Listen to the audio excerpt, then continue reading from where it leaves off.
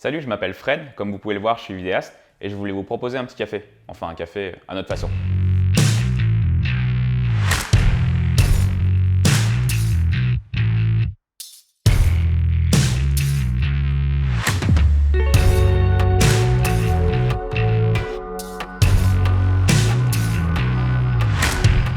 Aujourd'hui, on sait tous que la vidéo, c'est le média le plus puissant.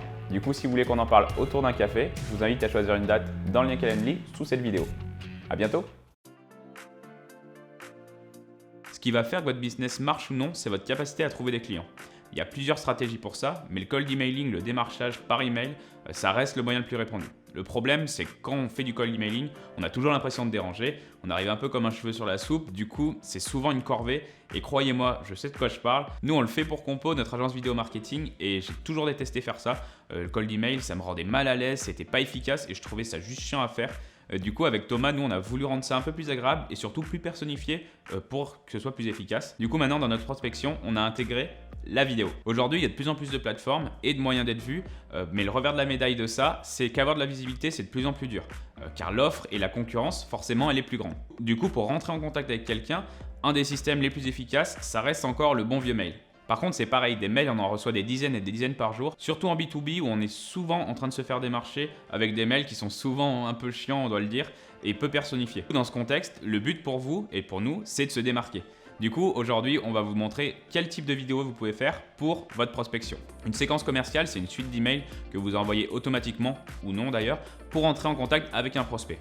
Le souci, c'est que bien souvent, on n'a jamais de retour. Pour optimiser ces retours, vous pouvez essayer de varier le type de contenu que vous utilisez, et notamment utiliser la vidéo.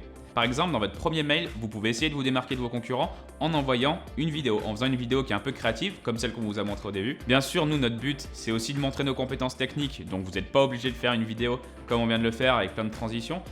Faites quelque chose de créatif dans le fond et le message restera toujours plus important que la forme. Faites quelque chose d'original, faites quelque chose qui vous ressemble et surtout quelque chose qui vous permettra de sortir du lot. Par contre, il faut bien avoir en tête que ce que vous cherchez avec le premier mail, c'est pas de vendre directement, mais c'est bien d'obtenir une réponse et entamer une discussion. Du coup, pour inciter la personne à vous répondre, vous pouvez aussi créer un thumbnail, une vignette personnalisée pour aller plus loin dans la personnalisation. Pour le deuxième ou le troisième mail, donc un mail de relance, je vous conseille de refaire une vidéo. Si la personne elle voit votre visage plusieurs fois, vous serez plus mémorable.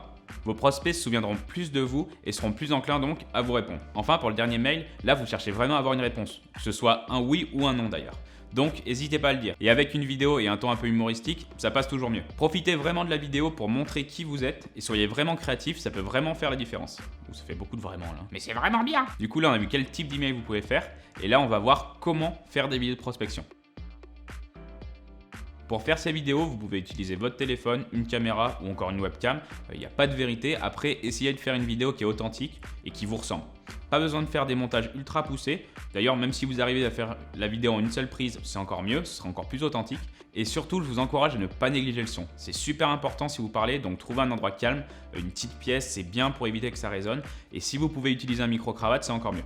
Aménagez un endroit sympa avec un fond agréable qui vous plaît, installez-vous confortablement pour être à l'aise. Croyez-moi, une vidéo ça nécessite souvent plusieurs prises, donc n'hésitez pas à recommencer, c'est tout à fait normal, surtout quand on commence, il faut choper la façon dont on parle, le ton qu'on veut utiliser, donc essayez, réessayez et ça viendra. Pour faire ces vidéos, vous pouvez aussi utiliser des outils comme Loom ou Vidyard, ça permet de vous enregistrer et ça peut être intéressant si vous voulez afficher des choses comme le site web de votre prospect ou une présentation. Suivant votre activité, vous pouvez par exemple scroller sur le site web de votre prospect et lui dire ce que vous pouvez améliorer, notamment grâce à votre service. N'oubliez pas que le but d'une vidéo, à chaque fois, c'est qu'il y ait une action de la personne qui regarde de votre prospect dans ce cas-là. Par exemple, réservez une date sur le lien Calendly sous la vidéo. Pour moi, pour cette vidéo YouTube, ce serait mettez un pouce vers le haut et abonnez-vous à cette chaîne. On sort 2 vidéos par semaine où on vous parle de vidéo marketing et on vous donne des conseils applicables pour votre business. Du coup, n'hésitez pas à mettre de la vidéo dans votre prospection, ça vous permettra de personnifier un maximum et de vous démarquer. Je vous dis à la prochaine vidéo et surtout n'oubliez pas, soyez mémorables. Ciao!